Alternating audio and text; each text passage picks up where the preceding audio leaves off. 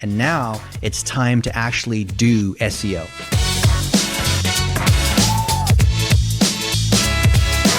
Congratulations. You have a client you're doing SEO for. You've run a site audit report. Check out our other video about that. And now it's time to actually do SEO. So first thing I'm going to do is I'm going to come over into my handy dandy SEO dashboard.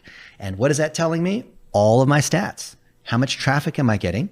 How many referring domains do I have? How many keywords am I ranking on? Now, in this case, I'm showing you the data from blitzmetrics.com because that's my site. So I have permission to show you whatever the heck I want. And I like looking at changes here over time to see where I'm doing well on. So in this case, I have 579 keywords. So what are the keywords that I rank on? And oftentimes this is just great research to look at in order to then decide, what do I want to take more action on? For example, we have traffic coming in on 3x3 grid, micro-targeting, Facebook for $1 a day, 1-minute videos, right? Facebook admin, Facebook video editor. So these are keywords that I'm getting some kind of traffic on. And then I need to decide which of these do I want to get more traffic on? Because some of these things, let's see, like how do I save a video that's on Facebook? That happens to be a relatively popular search we've gotten some traffic on, but I don't really want to rank on stuff like that. But maybe $1 a day, I really like that, right? Because that's a course that we have that then results in more clients and more consulting. And I can see for this particular keyword, $1 a day, which you guys have probably heard of, I've got all these search engine features, right? I've got reviews, I've got video carousel, images, people also ask, which is usually at the bottom of the search page. And I have site links, which come from my particular site. And I can see that the cost per click to get it on the paid side is $2.94. So every additional click I can get is pretty good. And I can see that the keyword difficulty is pretty high. It's a 61 on that one, right? And if I can rank on these keywords that are pretty high, then I can probably get more traffic and find ways to build more links to this to get higher authority. So what do I need to do? If I'm going to get more traffic on $1 a day, 1-minute video, or other things that I want to be able to promote, maybe I have a course, maybe I have a package, there's something I'm trying to sell, then let's take a look at that keyword in a little bit more detail. So here I can see that there are 600 people, well, 590 that are searching $1 a day in the United States, which is what I care about, 3,000 globally, and it's a pretty competitive search. There's 1.1 billion searches, which when you do a search on Google, it shows you how many results there are, right? 65% keyword difficulty, which reflects the 1.1 billion. And it shows me all of these other things that are related to that. Now, the engine is not Black Mirror smart. So here it says a day late and $1 short. Well, that's a quote. That has nothing to do with Facebook ads for $1 a day. $1 a day insurance. That's not what I'm trying to rank on. I'm trying to rank on $1 a day for advertising, right? Living on $1 a day, I don't really care about that. So I want to make sure I have the right $1 a day and I'm ranking against these other people. And here are the other people that are ranking. Number one is $1 a day. Well, the reason why they rank is because they have the domain. It's called an EMD, an exact match domain. So I can look at each of these keywords that I care about. I can actually set up the keywords that I want and I can put it into my dashboard. So remember, this is a client. It's either yourself or it's one of the clients that you have, and I have it set up as a project. So inside SEMrush, I'm allocated a certain number of projects, and I can pay a few dollars per month to be able to get more projects. And I can see how am I doing on my site audit. That's what we covered in the previous video.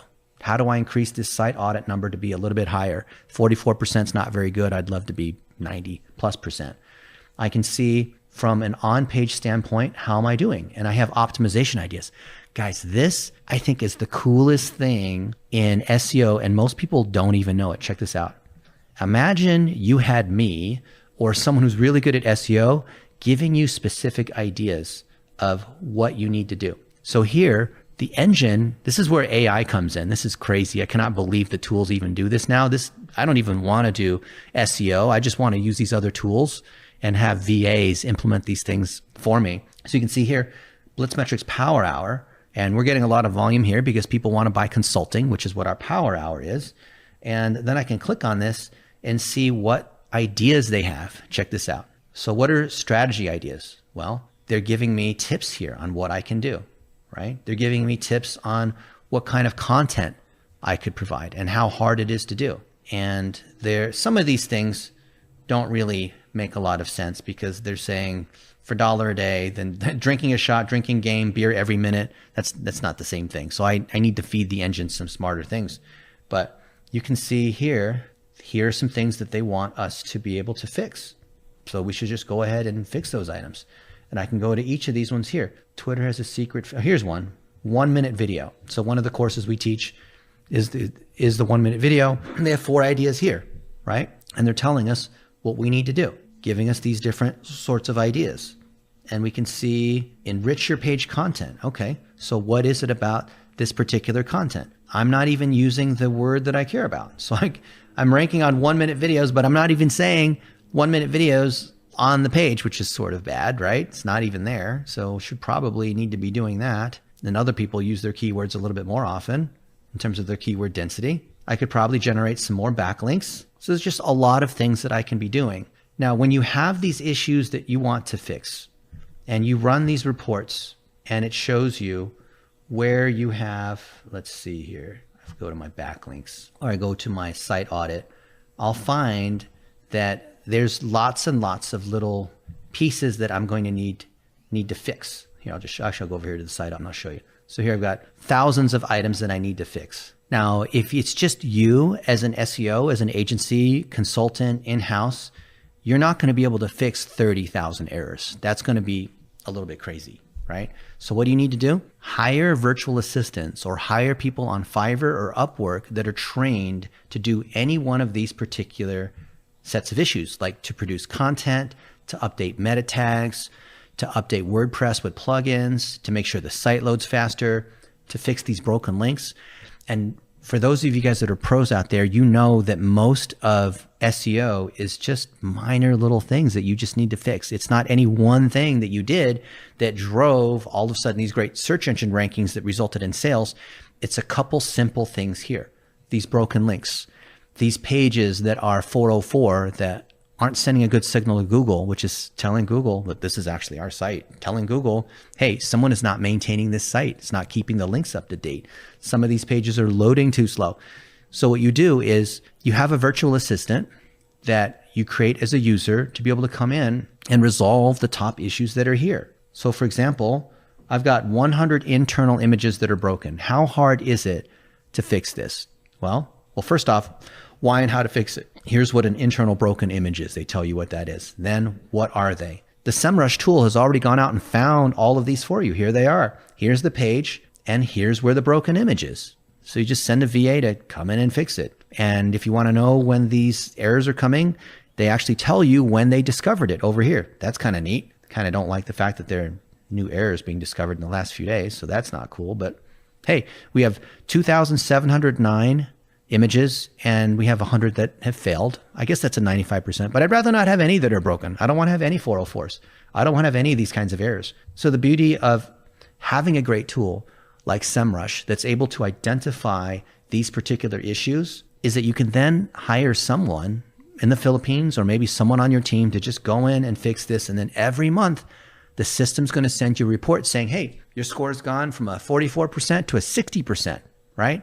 Isn't that great news? You could send that to the client. You could say, yep, we're making progress here. And when you have your VAs or team members start to fix these issues, or maybe you start to fix these issues, you're going to see these errors start to disappear inside the report. So check this out.